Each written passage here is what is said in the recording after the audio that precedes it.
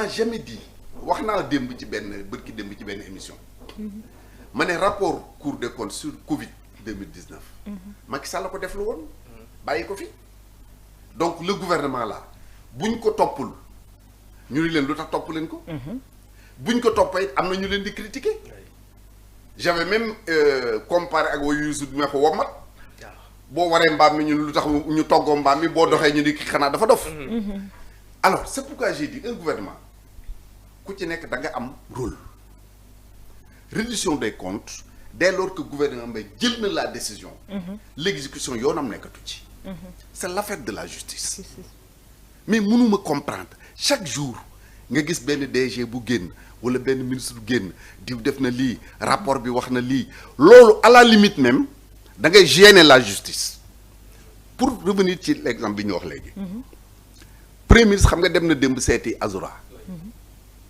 man wóor na ma ni j'ai pas vu les magistrats mais wóor na ma ni il les a gênés parce que gis naa déjà ñuy bind naan pression la ñuy def sur la justice c'est gênant de la même manière moo tax ma wax li ma wax ni ministre yeeg DG chaque jour yu génn te coro borom caq day mooy borom baatu neen réew mi la ma waxoon Macky Sall 2023 ma ne ko dénkuñu ko Ousmane Sonko yow lañ ko dénk su baaxee tey bu xar manqué kenn du woo Macky Sall ni ko xar yi de Ousmane Sonko la ñuy wax ak Diomaye problème bu am ñoom la ñuy wax mais est-ce que aussi attends s'il te plaît may ma tudd ma eggale te réew kenn mënu ko développer dans le désordre je termine par 2 exemples le Liban a connu des moments de guerre difficiles des hommes politiques profitaient ci amasser beaucoup d'argent parce que guerre bu amee noonu lay demee drogue baa ngi dem leneen ak leneen ku nekk def loo bëgg a def bi guerre bi jeexee le gouvernement bi fa nekk sollicité ay organismes internationaux am na sénégalais boo nga xam ne xam naa ko ñun yëpp xam ngeen ko ci la bokkoon ci commission bi defar liste ñi ñu tuumaal ñëpp ni jël nañ alalu réew mi ñu di leen woo benn par benn ku ñëw ñu la monsieur Sow yow de jot nañu rapport ba wax nañu lii ak lii ak lii loo ci xam nga dëggal wala nga indi ay preuves yu wane ni li nga wax li ñu la waxal amul su dee ni convaincre nga cour bi ñu xam suñu leen convaincre ñun la non di nga fay nangam noo koy fayee nga ne nii ak nii ak nii récupérer nañu des milliards de dollars te am nañu ba ñu fay sax seen waa kër yëgu nii ñu ngi fay muy benn. Deuxièmement la Côte d'Ivoire a traversé des moments difficiles une guerre civile 3000 morts Ouattara jël pouvoir bi mais ñun en tant que Sénégalais duñ ci posé wu question naka la Côte d'Ivoire def ba génn ci presque 10 ans de guerre de conflit ba pare au niveau de l'UEMOA ñu ñëwaat nekkaat premier au plan économique il faut se poser la question. est-ce que du ci yoon boobu la Sénégal nekk. aussi nga baal ma papa est-ce que du ci yoon boobu la Sénégal nekk ndaxte comme ni nga ko expliqué nii yoon moo war a yoonal donc c'est pas benn coro wala benn Pape Serigne Mbacké Ndiaye moom mooy toog pour woote justice instant bi moom moo nekk di woo ñi nga xam ne ñoom la ñu jàpp ne ci ay rapport dañu luubal alalu askan bi ñu nekk ci luñ jàpp ñu nekk di leen woo. terewul Sénégal mi ngi dox économiquement ci sama xalaat man beneen bi mooy jàmm ak salaam képp ci la ñu nekk jamono ji askan wi fi mu nekk nii sabar tëggul sagar tàkkul leneen deful leen nit ñaa ngi seen jàmm ak seen salaam terewul justice mi ngi doxal liggéeyam est-ce que dossier ñun foofu lañu jëm. jëmuñu fa. ndax. parce que comparaison n'est pas raison te li may wax ak li ngay wax dañu sore. nit nag boo ko laajee te dégluwoo ko doo xam li muy wax.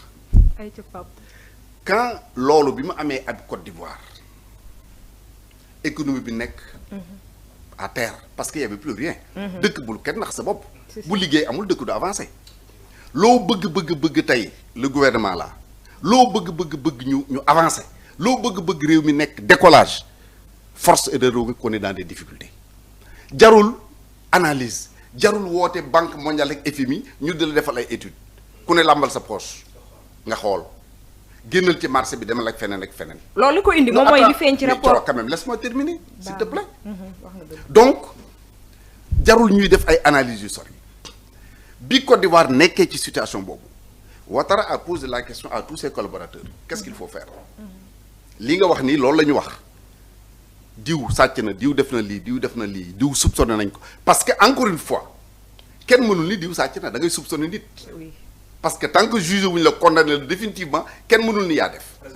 présomption d'innocence donc bi ñu waxee loolu ba pare Ouattara laa di man dama ñëw pour tabax réew tëgg tama du ànd ak wokkutu l'engagement que je prends mooy tant que maa ngi fi doomu aadama dootul jël alalu askan muy benn ñaareel ba la justice moo xam lu muy def seen yëf la man li ma ñor tey mooy xam naa ni monsieur Sow mi bu ñu ko tuumaalee ni jël na 100 millions ñu woo la tribunal di la enquête yow yaa ngi dencoon 1 milliard yoo bëgg a investir et c'est comme ça qu'il l'a expliqué 1 milliard boo bëggoon investir réew mi da ngay daw génn réew mi bu investir yëpp demee fan la réew jëm tey je mën naa la limal une quinzaine d'entreprises qui étaient au Sénégal tey ña nga Côte d'Ivoire ña nga Guinée boo gisee le dernier rapport bi nga xam ne les partenaires du Sénégal moom lañ ji de l'Afrique surtout au niveau de l'UEMOA ils se disent que la Guinée mu ngi dab ci Sénégal sur le plan économique c'est une réalité buñ koy wax c'est pas de gaieté de cœur parce que bu ñu sañoon fu ñu taxaw dañu yëkkat suñu loxo ni moi en tant que Sénégalais sama réew fii la toll. D'accord. Mais quand il y a des problèmes, il faut reconnaître qu'il y a des problèmes. D'accord, monsieur le ministre.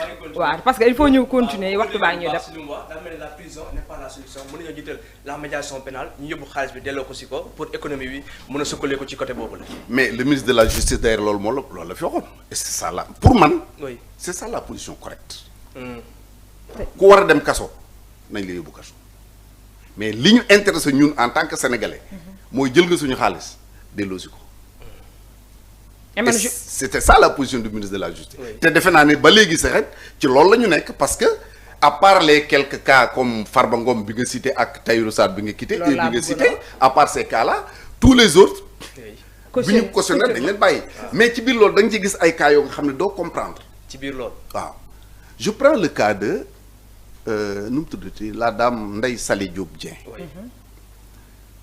accusée de 50 milliards astafurlah 50 millions. 40 millions oui. 40 millions. oui. ñu woo DAGE bi mu cautionné loolu waaw comme DAGE bi cautionné ba pare. pourquoi moom ñu bëgg ko poursuivre pour le même montant. mais bu rapport wanee ni fa xaalis bi jaar ba ñu woo DAGE bi ba DAGE bi joxe cautionnement loolu lépp dara jaaduwu ci est-ce que kon moom tamit justice dafa ñu gis. rapport yi wane ne lii kat ci information yi rapport bi lii la wax ci Ndeye Saly Diop Dieng est-ce que justice bi aussi dafa war ne non loolu jarul woote nañ ko bàyyi mu dem. non mu doon jurisprudence boo xam ne mën nañu topp pour ëllëg. xam nga bor kenn du ko fay ñaari yoon on est d'accord. bien sûr. yéen ñaar ko séq.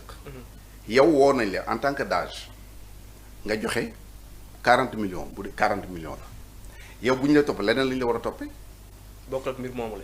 maanaam dootul waratul nekk affaire xaalis bi mën nañ la toppee par exemple une responsabilité pénale boo nga xam ni admettons qu'on te dise yaa jox kii instruction nangam tu vas être condamné pénalement mais mënatuñ la laaj xaalis parce que bor bi joxe nañ ko. mais monsieur le ministre foofu tam ñu def très attention xam nga lu tax parce que ñoom ci ñooñu rek ñi ngay expliquer nii ku ci nekk dañ laa woo rek maanaam dañ ne rek ku moom xar mi ñu bàyyi buul gi juridiquement man ci benn plateau bu ma toogoon war faj rek fan yi passé ñu ngi koy wax que ñoom xamaguñ leen lañ leen di doyee xamaguñ exactement bu leen enquêteurs yi woowee léegi li ñu wax rek moom mooy mise en accusation bi ñu war a teg pour ñu dem ci haute cour de justice bi nga xam ne moom moo war a woo ancien ministre yi loolu lañ teg en attendant ku ci nekk génn commencé lañ ma doon toppee ak léegi est-ce que ñoom aussi ñoom ñoo manipuler information bi ba tax. moi je parle d'un cas précis. je parle de Ndeye Saly Diop Dieng. D'accord. Puis ñëw assemblée la commission def son rapport ñëw lire ko devant tous les députés ñu voté ko man cas boobu laay wax waxuma beneen. dama wax c'est très clair te cas boobu ñu wax ni li ma la wax c'est incontestable.